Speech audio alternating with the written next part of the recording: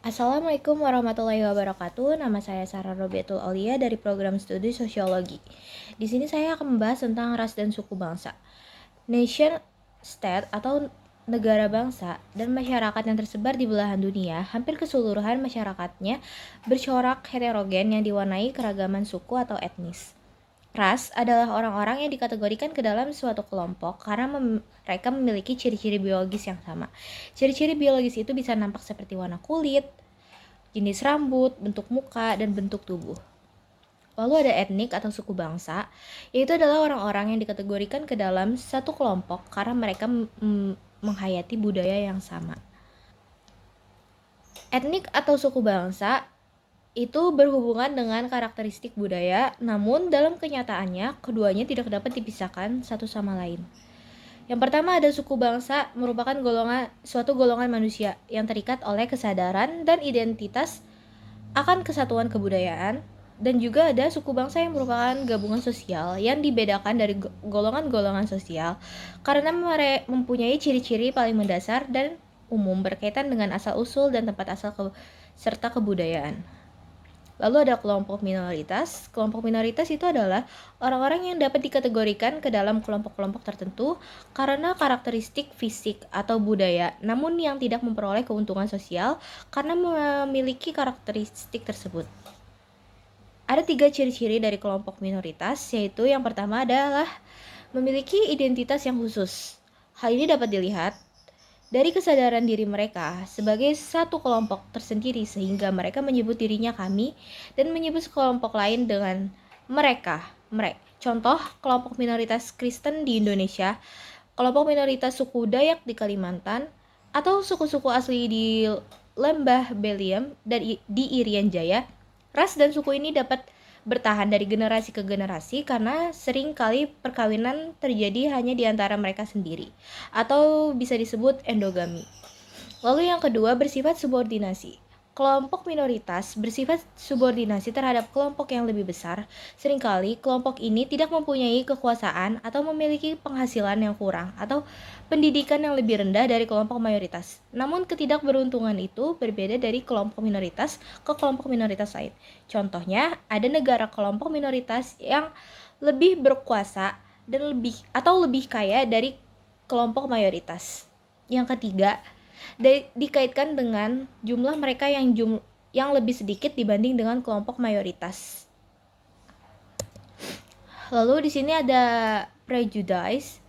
Prejudice adalah suatu sikap yang didasarkan pada generalisasi yang tidak berdasar mengenai kelompok atau suku bangsa tertentu. Prejudice bisa diarahkan kepada kelompok orang dari kelas sosial, ras, suku bangsa tertentu.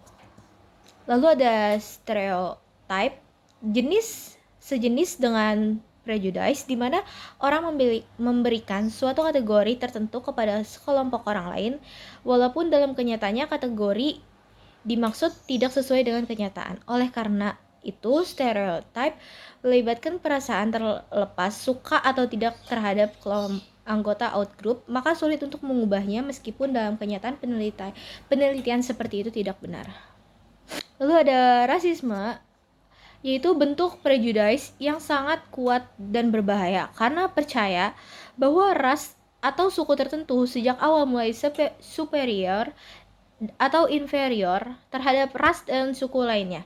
Rasisme lebih dari etnosentrisme karena dalam etnosentris individu hanya menganggap bahwa kebudayaan sendiri lebih baik daripada kebudayaan lain, sedangkan rasisme menganggap justru suku tertentu yang memang pada dasarnya lebih rendah atau lebih tinggi dari suku yang lainnya. Ada faktor-faktor prejudice, yaitu yang pertama teori kambing hitam atau bisa disebut dengan scapegoat teori. Teori ini dikemukakan oleh John Dollard. Lalu ada kepribadian yang bersifat otoriter. Teori ini dikemukakan oleh TW. Lalu ada etnosentrisme yang seperti tadi dibilang, dan prejudice juga sikap dan tindakan memperlakukan kelompok-kelompok orang dengan kategori tertentu. Lalu ada diskriminasi. Diskriminasi merupakan suatu sikap dan tindakan memperlakukan kelompok-kelompok lain secara berbeda. diskriminasi dapat bersifat positif manakala memperlakukan itu membawa keuntungan pada kelompok yang memperoleh, menerima melakukan diskriminatif itu.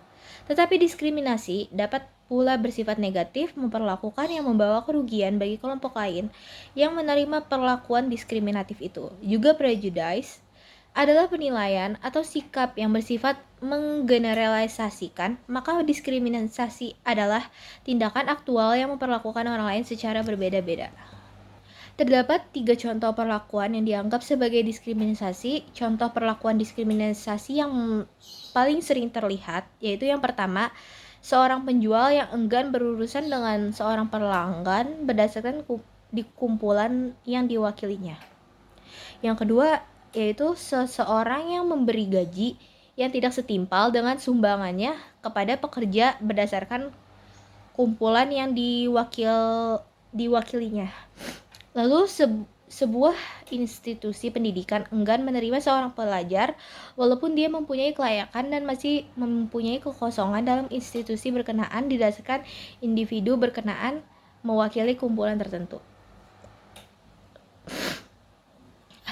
Di sini ada ragam diskriminasi seperti yang telah dijelaskan. Diskriminasi adalah perlakuan buruk yang ditujukan terhadap kumpulan manusia tertentu berdasarkan sasaran. Diskriminasi terdiri dari beberapa jenis seperti yang pertama, diskriminasi ras seseorang diperlakukan tidak adil karena berdasarkan ras yang diwakili mereka. Rasisme merupakan suatu bentuk kepercayaan, sikap, dan amalan yang mendiskriminasikan segolongan manusia berdasarkan ciri-ciri rasnya. Yang kedua yaitu diskriminasi agama, 11 ras dan suku bangsa. Seseorang diberi perlakuan yang tidak adil karena berdasarkan agama yang dianutnya.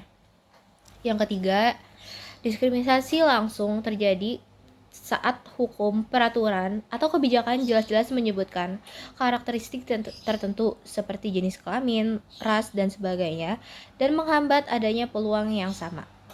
Lalu yang terakhir, diskriminasi gender atau jenis kelamin. Seseorang diberi perlakuan yang tidak adil karena gender. Misalnya seorang wanita menerima gaji yang lebih rendah daripada laki-laki yang sewajarnya walaupun tingkat kerja mereka sama, walaupun kerjaan mereka itu sama. Ada lagi diskriminasi ciri fisik yang berlaku secara umum, yaitu yang pertama, ada warna kulit. Orang yang memiliki warna kulit putih lebih disukai daripada yang berkulit hitam. Lalu ada raut wajah atau kecantikan atau ketampanan.